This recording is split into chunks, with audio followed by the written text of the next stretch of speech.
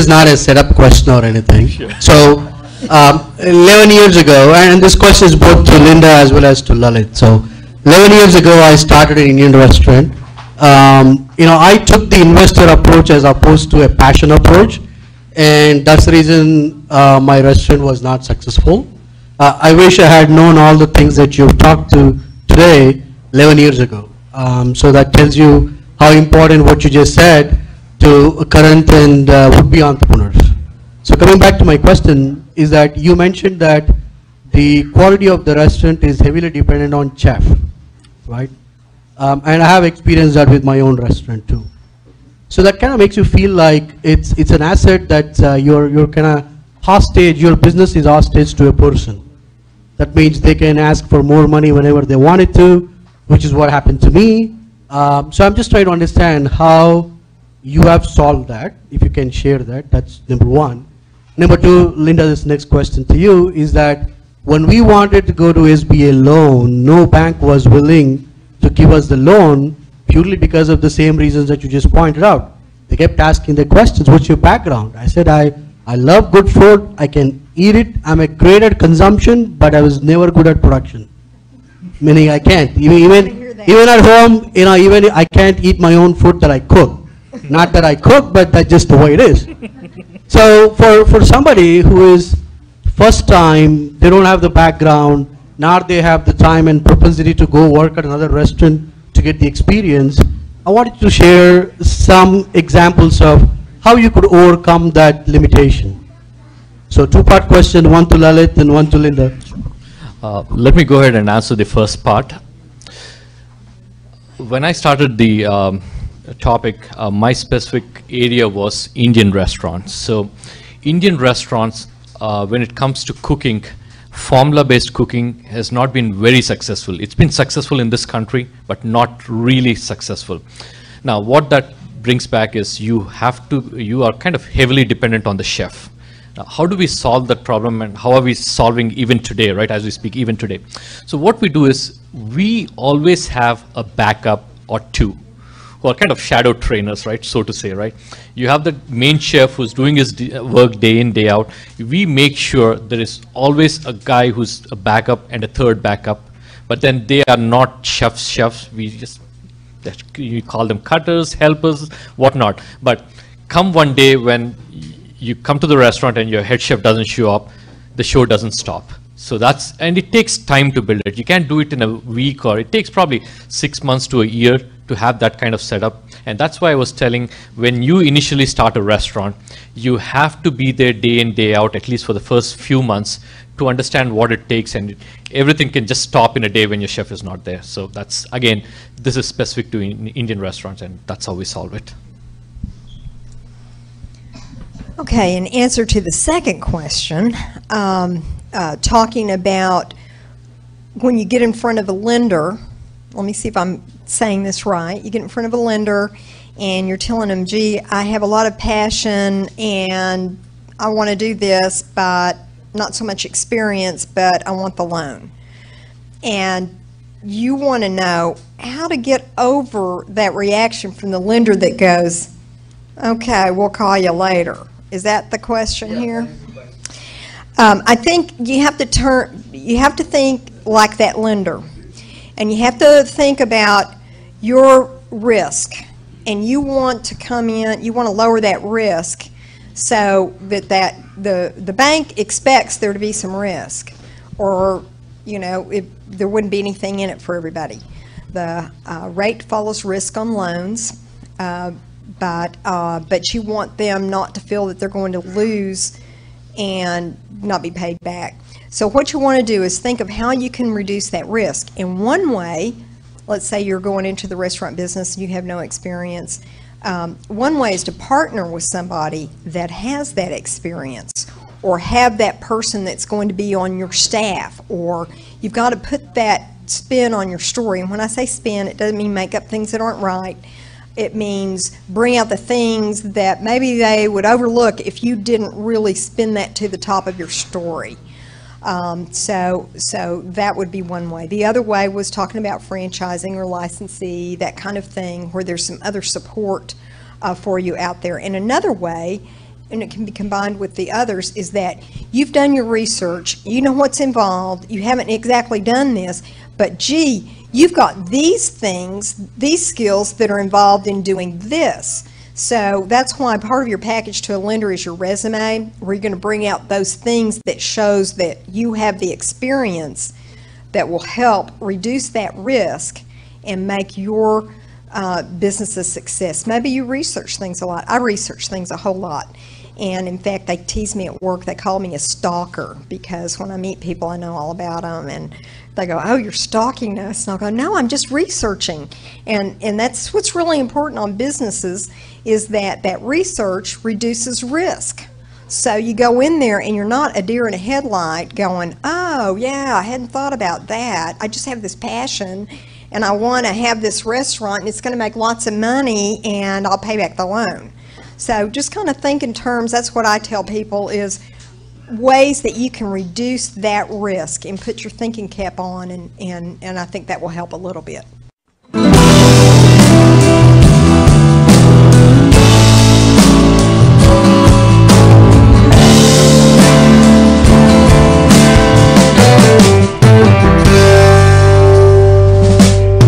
You made the comment early in your speech that you're mostly dependent. It's not Indian food is not formulatory, but rather it's more dependent on the chef.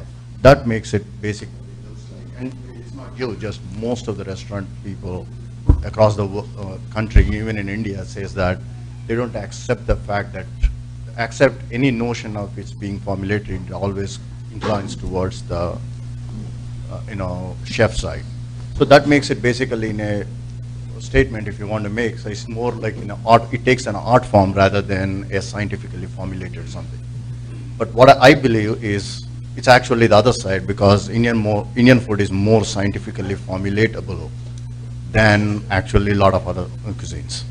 Now, my question is, did you, as your pain point is you identified saying hey, retaining the chef is the most important thing, right?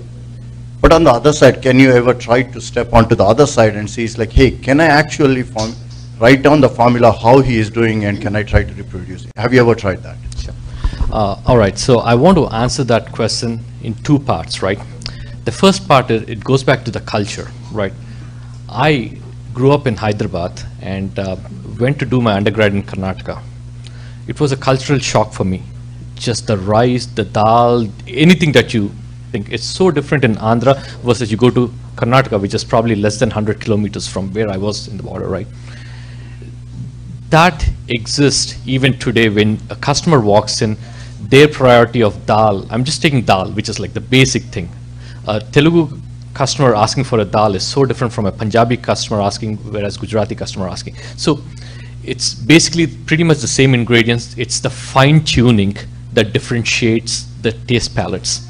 So when we talk about customers, when we get a customer in our restaurant, we say, "Yaar, Gujarati customer hai, zara dekh lena." So what that means is he knows, the chef knows. That's where, when it comes to formula cooking, let's take an example, right? You drive 35 North, you go to McDonald's on 35 North in Dallas, drive about 3 hours, get into Oklahoma, go to McDonald's. No difference, right? Because it's formula based, and then we are so used to it in this country because everything is kind of formula based. And that's why if you go, when you go fine dining restaurants, any restaurant in this country is kind of the taste changes from a regular restaurant. So again, following up on your question, have you ever tried to formulate? We have done it for certain items like biryanis, and that's why you see most of the Indian restaurant that start restaurant, they focus on biryanis. It's pretty straightforward. Biryani is something that could be formulated, but when it comes to different entrees, it really changes based on the taste palette, and that's why, I mean, with my experience, I still think it cannot be generalized 100% or formulated 100%. Definitely, I don't know what percentage it could be formulated, but definitely there's a percentage that could be formulated. Thank you.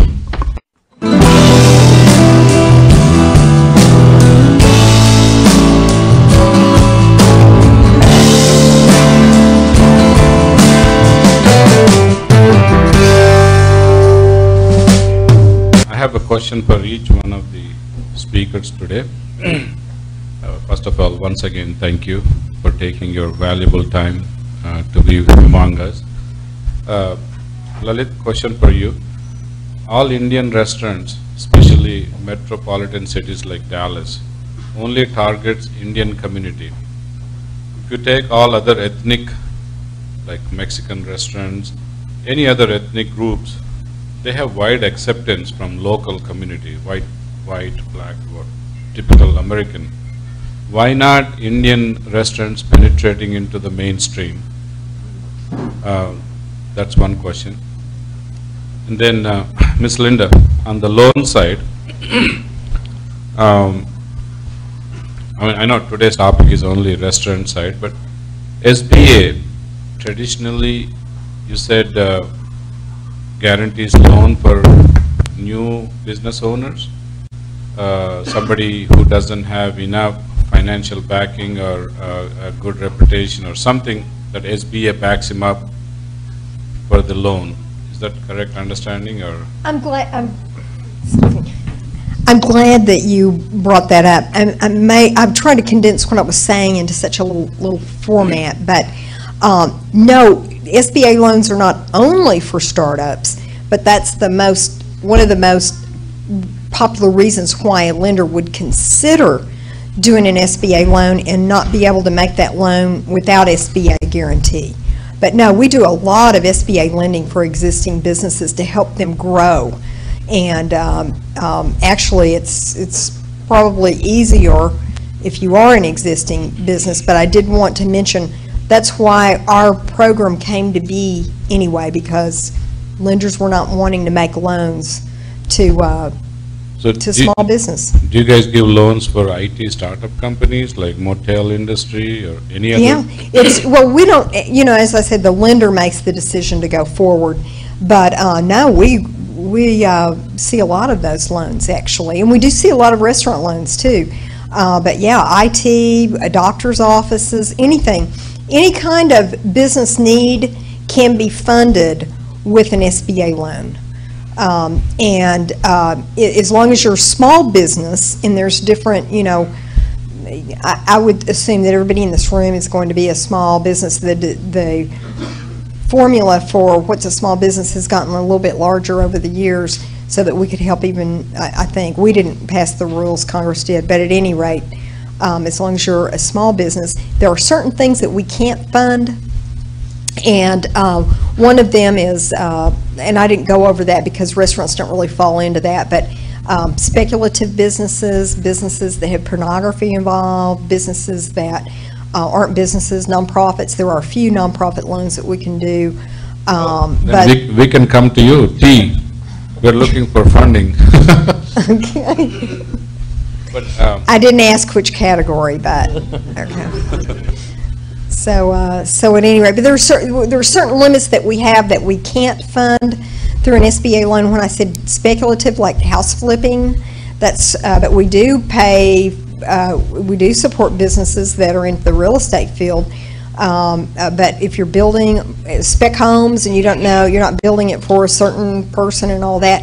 But I can get into more detail on all of those at that other workshop. But I want to draw you back to that resource guide. Right in the middle is a matrix of all of our programs. Your goal is not to learn all of our programs and walk into the bank and say, this is the loan you need to be making to me.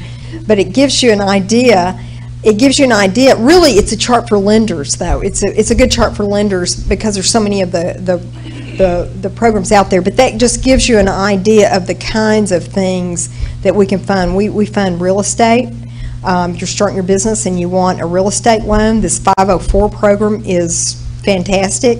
It has as little as a 10% equity in the project by the investment by the business, which is very low for real estate, and it has a fixed interest rate and all kinds of things. So just about anything that a small business would need, we could help through an SBA loan. And I'd love to do that full-fledged program where we can go into all the nuances of that. Mr. Simone, a question for you. I guess you guys are experts in franchise industry. So this question actually to both Lalit and you. I haven't seen any Indian restaurant that transformed into a franchise industry. Why can't we do that? What are the challenges? Can you help Lalit to make him as a franchisor? So, yeah, so I was actually, I was waiting for the other guests to answer. I can see the similar question going around here on the twofold, formula, funding. So I just want to clarify a couple of things, because today as a guest speaker I was invited to talk about the food and beverage. Actually, as a banker I get to know every single industry and understand all the funding components. I just want to highlight a couple of things real quick. In terms of SBA, let me clarify this. You must go to the lender, and the lender's mitigating its own risk through SBA. So what the lender's doing is saying, well, if Mr. ABC does not pay me, how am I going to get my money back? And so this is where SBA comes and says, I'll cover his tab up to X amount on the cents on the dollar. So versus doing a conventional loan, which is with his own money, he's still doing the loan, he's still executing funding the loan, collecting interest on the loan, but if something goes bad, he looks at the government and says, you need to cover the risk that you said you would. So want to make sure that that's understandable. SBA is not executing the funding of the loan, the lenders are. So you still must go to the financial institution, adequate financial institution for it. Some financial institutions choose to abide by the SOP guidelines of the SBA guarantee. Some do not. And this is kind of where the challenge of the first question. So it all depends on the financial institution if they wanted to obey 100% or 80% or 50% of the instructed guidelines of the SBA program to where they want to apply and be in. That being said, as I said, I came to talk about food and beverage, but we finance everything: hotel, motel, gas station. We have a really good niche in the hospitality industry with my partner Imran Memon. So if anybody like that industry, we are obtaining tremendous amount of funding through the SBA in that industry, and also at all type of funding. Recipe specs is the proper word, if you want to say, in the food and beverage industry for the franchise formulation that I keep hearing. The recipe specs, and this is where if you're going to go ahead and say, I want to be in the food and beverage industry, I want to put some money in and figure it out. What this man has done here, personally, I'm talking as a banker now, risk mitigation, I would not go that route. I would go the franchise route, because the franchise route will tell you how to go from A to Z, from a production line through these recipe specs in order to output product. I hope that makes sense. So therefore, you don't have to go to your mama's kitchen kind of recipe. They give it to you and you have to obey this. And if you're a good operator, you can execute over and over and over again, and then you can grow within the franchise organization. The last question, which is how come the Indian food recipe spec franchise license has not been in mass population? To tell you the truth, I think that it's happening. It's the next food right now. I follow a lot of the trends and the financing going on, and somebody eventually is going to come and do it, which they're going to say, you give me, here's my mother's recipe spec. We put it in a formulation. Here you go. This is the brand. Here's your logo. Here it is. I'll train you. I'll coach you, and then off you go. That's coming. First, there was not it was not done before, to answer your question, because of demand, and exactly for the reason you said. This particular niche is only targeting its own, for lack of a better word, where the Hispanic and the American food have opened up the doors to everybody. I think as other cities that are more affluent, Miami, San Francisco, Los Angeles, they've already crossed that barrier. I think Dallas, Texas, being a conservative state, is now starting, Dallas, because of the great migration of people coming here, is starting to get there where the supply and demand is there. So if our maestro here doesn't do it, somebody's going to do it. If it's only a matter of time, guys. It's just growing at a rapid pace. I mean, I'm not going to talk about myself. Coming from Argentina, I only ate steak and chicken and maybe a little pasta. And because of being in the funding industry of hospitality, especially, I come to meet a lot of people from Gujarat, and then staffing. I finance a lot of staffing. So Hyderabad, is that how you say Hyderabad? Get to meet that, and so. You're starting to realize that you got to try it, you got to try it, you got to try it. Now, this man sitting in front of you eats every day Mediterranean food, Indian food. I've just opened up the palates. And so I think that the state of Texas, being the conservative state, has taken a while, a longer time than the other states. But it's a matter of time. I mean, we're talking about months, or maybe this year, somebody's going to pop it and make that happen, the franchise concept of Indian food. Again, going back to your question, I want to answer again in two parts, right? The first part, if an average family comes out for dinner, there are 5 choices, and not in a particular order. The number 1 choice would be American food, where they get steak or burgers, one of the choice. The second choice would be Mexican food, Tex-Mex, Mexican food. The third choice would be an Italian place. You get a pizza, pasta, whatever, right? Fourth is a Chinese place. You want to be a little adventurous. And then the fifth, which is kind of a little more adventurous, is sushi. Like the way we look at, these are the top 5 cuisines when an average family goes out and eats.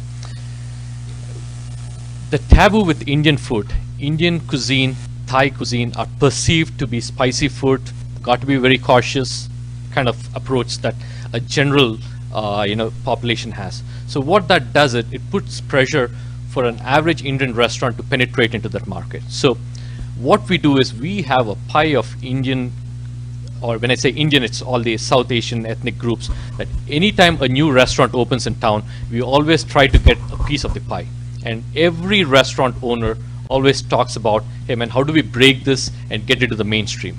If you have tried it, but it's not been that successful. But as Ramon put it, it also depends on which city you are in. Like cities like San Francisco. I was in Bay Area went to school in Bay Area. But Bay Area, it's more open. I mean, average family is more open towards Indian food because they go out to lunch with their colleagues. They get, they like the taste kind of thing. But when it comes to conservative states like Texas, and even if you go to Midwest, the inner you go into the country, it gets even more harder to run and operate. And Ohio, I can understand you, brother. 11 years back, it's a tough job, right? So how do we do this? So one of the ways, again, is going back to the first question, is probably if we do a formula-based kind of a milder, which is more acceptable, that's what we call Indian American kind of flavor, which is more milder, more cream sauce, probably we could penetrate. But then again, everyone is trying to get there. Just piggyback and add something to that. And the industry clearly is in this particular segment needs it. A long time ago, and we talk about Mexican food because we're a border state, Arizona, California. But if you go to the Midwest, it took a while, same process to penetrate. Eventually, people in Texas figured out to do the Tex-Mex niche and made that mainstream. So it almost, and this is a personal opinion coming from a banker finance type of guy, but just looking at the operations of the business, somebody needs to bridge the hybrid of American Indian kind of, Texas Indian food, and with a palate where it's not too spicy or not too, what's the big ingredient? Cumin, not a lot of cumin, and so then that way they could be available to the palate, and at that point you would see the change and migration of clientele, hopefully, to grow and be able to do a franchise concept.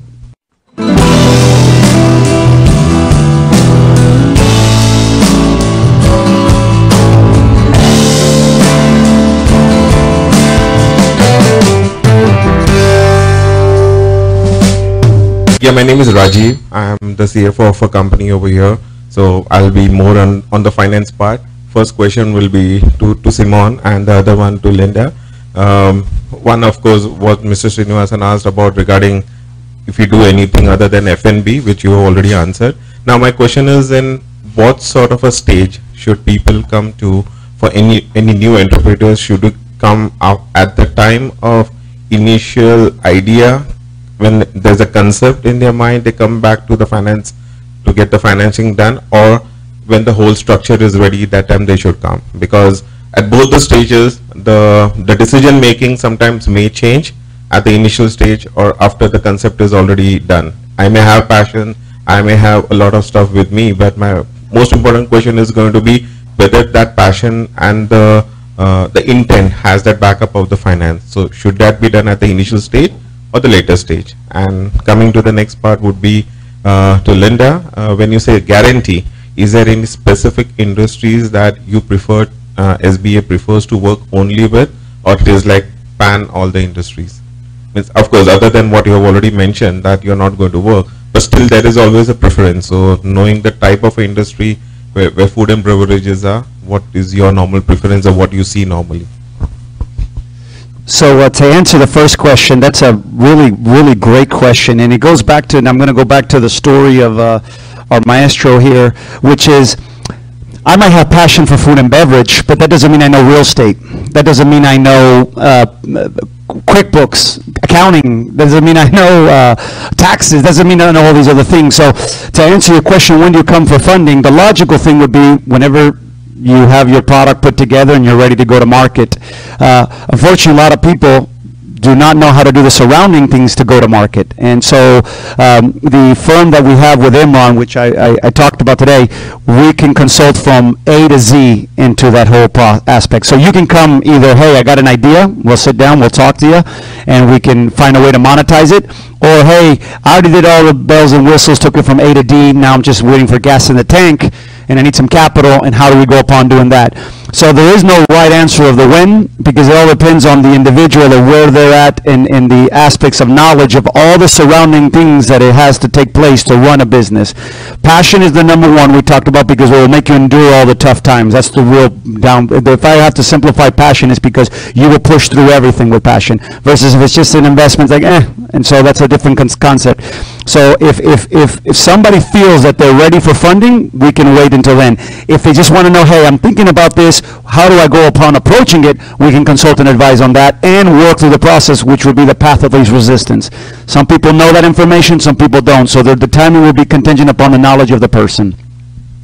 So to answer the second one, which is a totally different concept here, and that's about asking if the SBA preferred one kind of business over another for the purpose of the guarantee.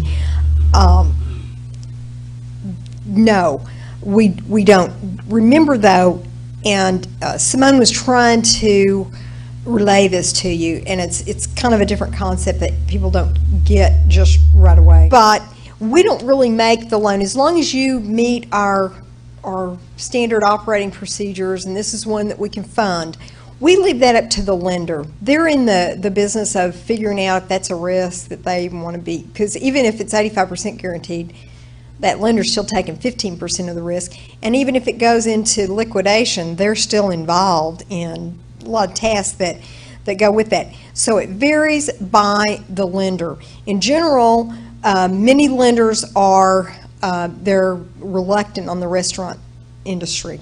That doesn't mean they don't make great loans to the restaurants, but that's a real reason. My word, you've got someone in front of you that's not afraid to loan to the restaurant industry. So Simone, we as speaking on behalf of the federal government, we don't care that you get the SBA loan or over getting another kind of loan. We want you to get a loan. We're the lender of last resort, remember that? So if you can't find a Simon out there that can work with you, bring up to your lender, well, what about that SBA loan program? But you want to follow what those preferences are for that lender that you're going to go see. And it's hard to find out ahead of time what those preferences are. But that's why if you don't have any other leads on who to go talk to about a loan, and you go in and you see one lender and they're not real happy, don't stop there. Don't give up. Go to another one. They may just be trying to balance their portfolio. They already did 3 restaurants this month. They're not going to do another restaurant right now because they need to kind of balance their risk. There's a lot of behind the scenes on that, but it's really the lender is making that loan. Now there's a few lenders that actually are more of institutional. They're nonprofits with us. They borrow, it's micro lenders. It's small loans up to $50,000. They borrow from the SBA and then lend those out, but then those micro lenders can make other loans as well. We just care as the government that small businesses are getting loans, and so we want you to hook up with Simon over here, someone like that.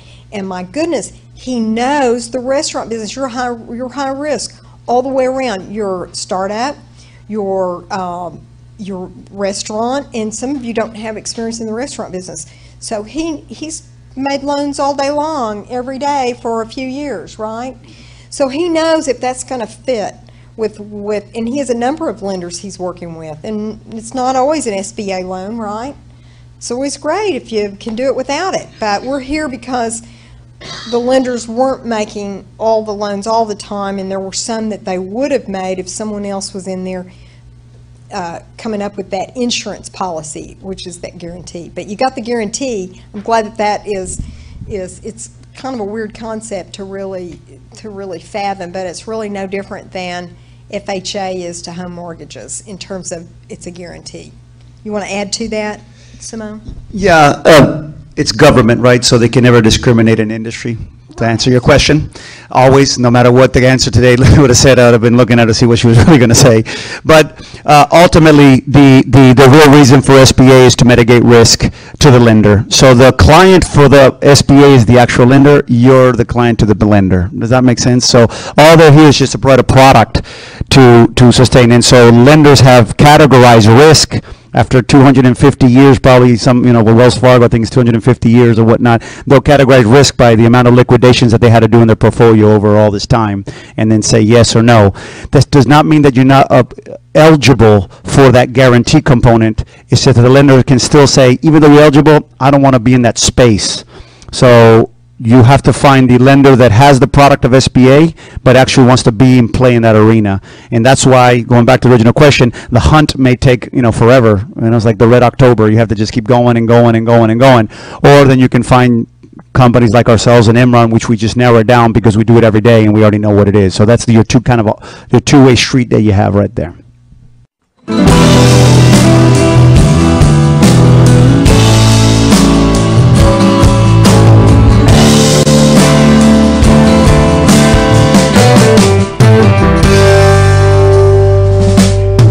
Hello folks, this is Chaudhary again here, and I was trying to ask a couple of questions.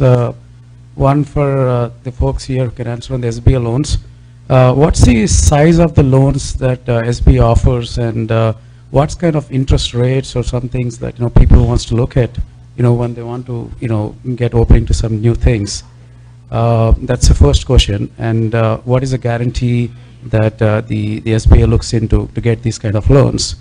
That's one question to these gigs here. And another question I have for folks in the restaurant experience, we came to US to get our dollar dreams, and also part of the community, and part to grow their community, American community, and part of the community itself. So did we ever tried in any of these restaurants, like locals giving the opportunity to teach or train the food techniques, how to make them and taste them? And was it really successful in any of these restaurants around here? If there is anyone can put some light on that, that'll be grateful. Thanks. Okay, that was quite a question. Now, getting back to the guarantee portion. What was the guarantee question again?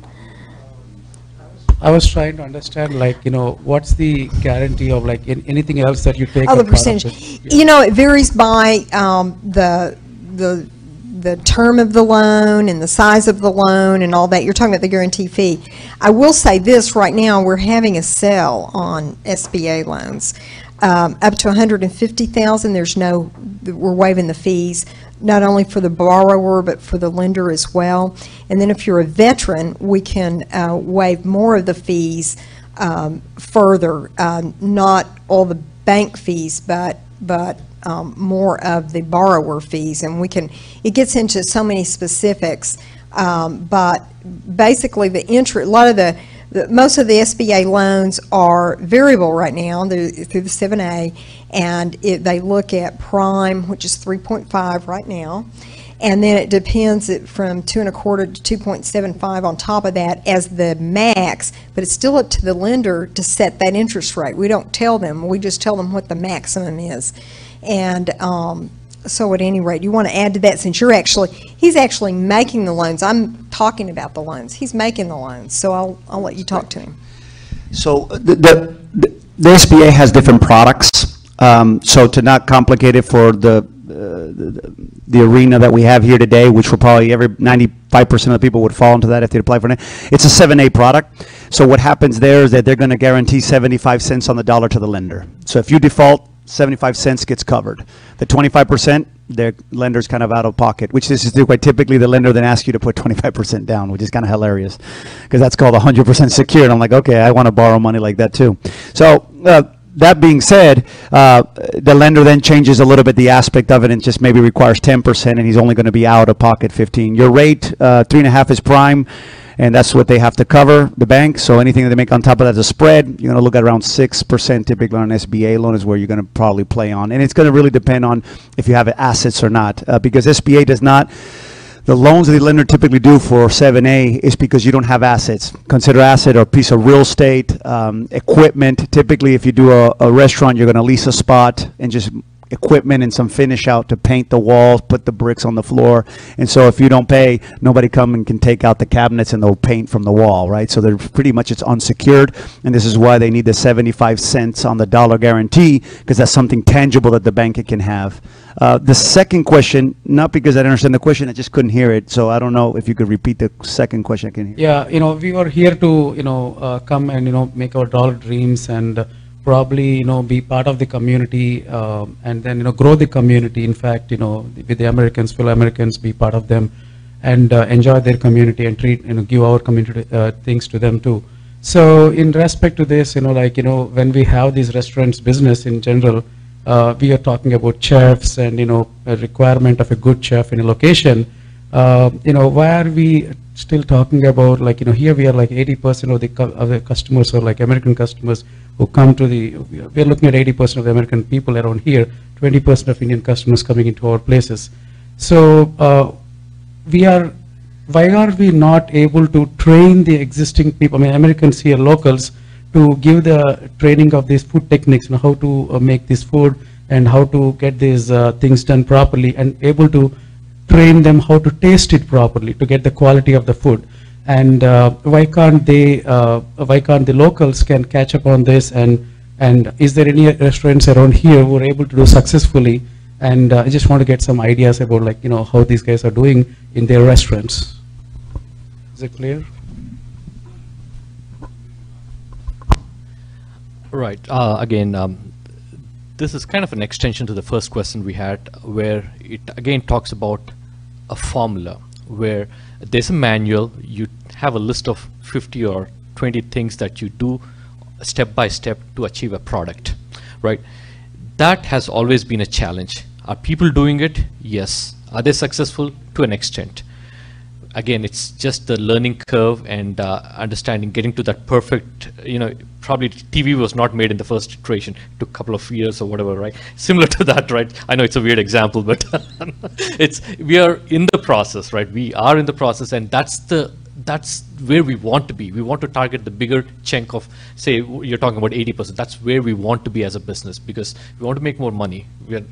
Today was like a charity, right? But we are in business to make money, and then we are in the process of doing that.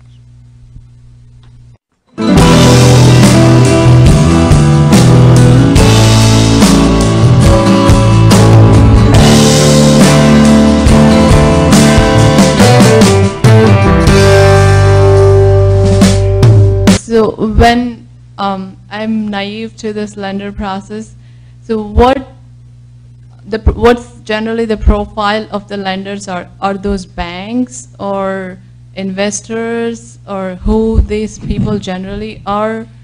And kind of a second question or link to that question, you have mentioned you have to go search for lenders. How do we start the search? Okay, so and I'm going to go kind of piggybacks off the other question there. So it all depends on where you're at in the process. What industry, what are you trying to accomplish? Is it a startup? Are you going to buy an existing business? Are you going to generate your own? Have you already generated for 2 years and now you're looking to make a big boom because you landed a big client? There's so many variables that there's not one square box where we can say, this is what you do. Right, so so that's unfortunate, but actually it's actually a good thing actually for you too, because what it creates competition and not monopoly. So therefore, there's a couple of tiers of capital. So you have private equity, or Reg D, which is family and friends pass the hat money, right? That's your first one, right? So hey, you give me a little bit of money, I'll give you a little piece of the business. Then you have a finance company, which he's going to mitigate his risk, and you're going to pay quite a bit of interest. It's almost better giving it to your family member, but you can then at that point say, I want to hold the company, not give up equity, and I want to go ahead and have a high interest loan. That's a finance company typically. And then you have your tier one, which is the cheapest form of capital, which is your banking And so banking is the cheapest form of capital today, that especially with the interest rates being so low than they were many years ago. So that being said is, now then you go to the cheapest capital, which is what everybody tries to search for to benefit their own selves. You have to realize that not every single lender has the same criteria, and it's no different than not everybody has the same appetite for the same restaurant, right? So some people want burgers, some people want Mexican food, some people want Indian food. So the lenders are exactly the same, especially the banks. So knowing what bank wants what is, it's going to be a tedious process of knocking on doors and just having the conversation. Or you can divert to companies like ours where we just pretty much do the shortcut for you and say, this is where we're going. And so that's your kind of your options. Now, if you want to do it yourself, it's just knock doors, sit down with the banker and say, this is what I'm doing, this is what I'm trying to accomplish, what do you guys do? Go to the next bank, do the same thing. There's nothing that has been streamlined in that industry because it's constantly evolving and changing. So banks today are doing something, and then not even in 12 months we should shift the paradigm. They switch over completely to something else because they overloaded, and what Linda was talking about, that particular aspect. So there was a lender that we did a lot of hospitality with, hotel. One day, no more hotel. Now we're moving over to staffing. Boom, staffing. Okay, we're done. Now we're moving over. And so it's a constant moving target. And for a business owner who has passion that just wants to run the business, it's almost, in my mind, this is just an opinion, to just go ahead and say, hey, you do this, right? I'm good at cooking, you're good at serving tables, you're good at hosting. Everybody has to play a role, and this is where you can outsource that to your ability. Also, no different than, and I heard there's a group here, CFO. I don't have a CFO, I'll outsource. So it does not change for the banking industry, but if you do the stack of capital, equity, the most expensive of all because they're taking, a piece of the business. Finance company, it's not equity, but the interest is almost feels like it. And then you have banking. And so the 3-tier. And where you fall is all going to be mitigated on risk and appetite of that particular lender, finance company, or equity partner. Does that answer your question? I hope so. Yes, very, definitely. Thank you so much. And thank you everyone for asking the questions.